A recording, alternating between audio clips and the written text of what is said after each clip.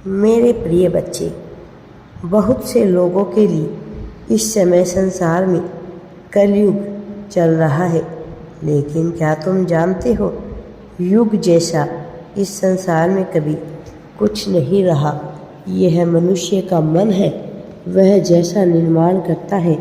जब मनुष्य साफ दिल का होता है, जब मनुष्य को हर किसी में ईश्वर दिखाई देते हैं, जब मनुष्य को सभी में प्रेम दिखता है, तब मनुष्य दूसरे से संबंध बिना मतलब का रखना बंद कर देता है। उस समय ही उसका जीवन सतयुगी होता है। उस समय वह सतयुग जैसे जीवन में जी रहा होता है। और जैसे ही मनुष्य के भीतर छल, कपट, ईर्ष्या, द्वेष आ जाती है, उस क्षण वह कलयुग में जीने लगता है और फिर वह दुखों से घिरा चला जाता है।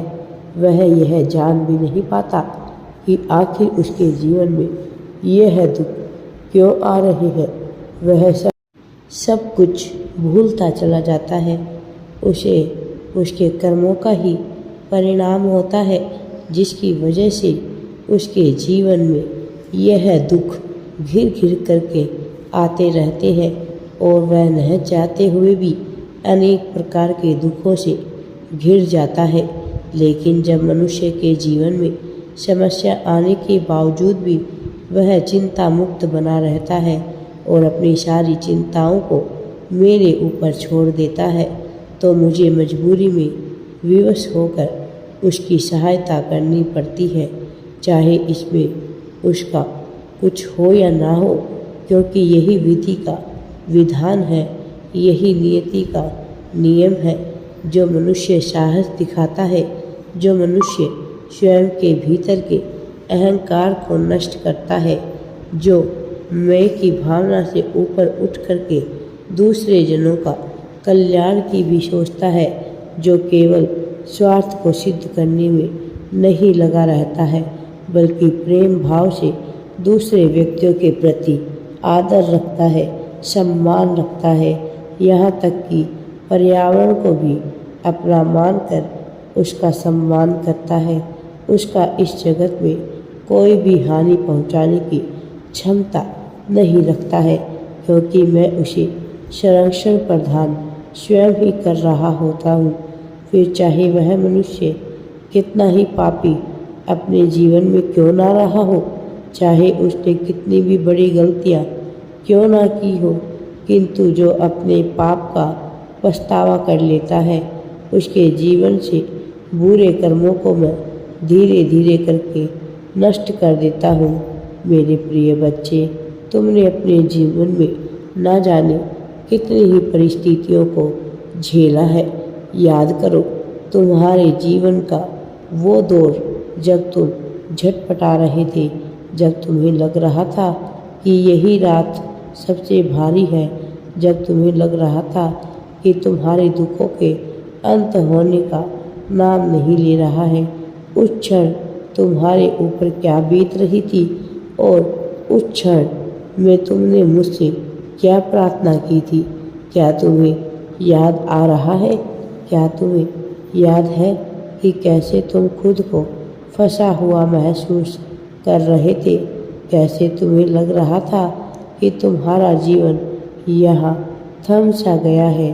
कैसे तुम्हें लग रहा था कि तुम्हारे जीवन का अंत भी अब हो सकता है? मेरे प्रिय बच्चे, उस क्षण में भी तुम क्या क्या महसूस कर रहे थे? अपने भीतर की भावना को समझो। उन सभी परेशानियों से उभर कर तुम बाहर आ गए और फिर भी तुम्हारे भीतर से वह भय नहीं जा रहा है। तुम्हें उस भय को समाप्त करना है, क्योंकि यह भय ही है जो तुम्हें आगे नहीं बढ़ने दे रहा और उसने मूर्त रूप नहीं लिया गया है। लेकिन तुम यदि निरंतर उसी भय के रूप में बारे में सोचते रहोगे, तो निश्चित तौर पर वो तुम्हारा वह भय मूर्त रूप भी ले लेगा। तुम्हें अपने उस भय को भगाना है, अपने उस भय को मिटाना है, निडर होकर जीवन जीना, दूसरों को कष्ट ना पहुंचाना और उच्चतम से उच्चतम उपभोग करना ही तुम्हारा लक्ष्य है। मेरे बच्चे, तुम्हारे द्वारा इस संसार को मैं देखता हूँ। तुम्हारा नज़रिया भी मेरा ही नज़रिया है। तुम उससे भिन्न नहीं हो। तुम्हें इस बात को समझना होगा। तुम्हें अपने भीतर साहस को भरना होगा। तुम्हें यह कहना होगा, तुम्हें कहना होगा कि मैं मजबूत हूँ, मैं साहसी हूँ, मैं निडर हूँ। दुनिया की कोई भी ताकत मुझे हरा नहीं सकती है। दुनिया का कोई भी विघ्न मेरे सामने टिक नहीं सकता है। मैं चाहूँ तो पत्थर से भी पानी निकाल सकता हूँ। मैं चाहूँ तो कठिन से कठिन रास्तों पे चल करके उच्चतम से उच्चतम बिंदु तक पहुँच सकता हूँ। मैं चाहूँ तो मैं इस दुनिया में कुछ भी कर सकता हूँ। तुम्हें स्वयं से कहना होगा कि मैं सर्वश्रेष्ठ हूँ। तुम्हें स्वयं से कहना होगा कि मैं उस परम पिता परमात्मा का परम अंश हूँ, इसलिए कोई मुझे हानि नहीं पहुँचा सकता। मैं उस परमात्मा से भिन्न नहीं हूँ, मैं उनका ही अभिन्न अंग हूँ। मेरे प्रिय बच्चे, तुम्हें स्वयं से निरंतर यह बातें करनी है। मेरे बच्चे, तुम्हें अपने भीतर बसे दिव्यता को जगाना है। तुम्हें अपने भीतर बस रहे ईश्वर के अंश को जगाना है। तुम्हें समझना है कि तुम मूल्यवान हो, अपितु अमूल्य हो। तुम्हारा मूल्य लगाया ही नहीं जा सकता। तुम्हें अपनी भावनाओं को समझना है, आत्मनियंत्रण करना सीखना है। मेरे प्रिय, अपनी इंद्रियों पर नियंत्रण लगाकर तुम्हारे लिए अत्यंत आवश्यक है। अब तक तुम्हारे शरीर में, तुम्हारे भीतर, तुम्हारे मस्तिष्क में, तुम्हारी बुद्धि में जो भी परिवर्तन आए, विचार गए हैं, उस पर तुम्हारा अधिकार नहीं था। लेकिन आगे तुम्हारे मन में क्या विचार आएंगे, इस पर तुम्हारा अधिकार है। इसलिए तुम्हें चुनाव करना होगा, तुम्हें चुनना होगा। यह चयन तुम्हारे कर्मों का निर्माण करेंगे। तुम्हारा चयन ही तुम्हें सफलता की ओर लेकर जाएगा।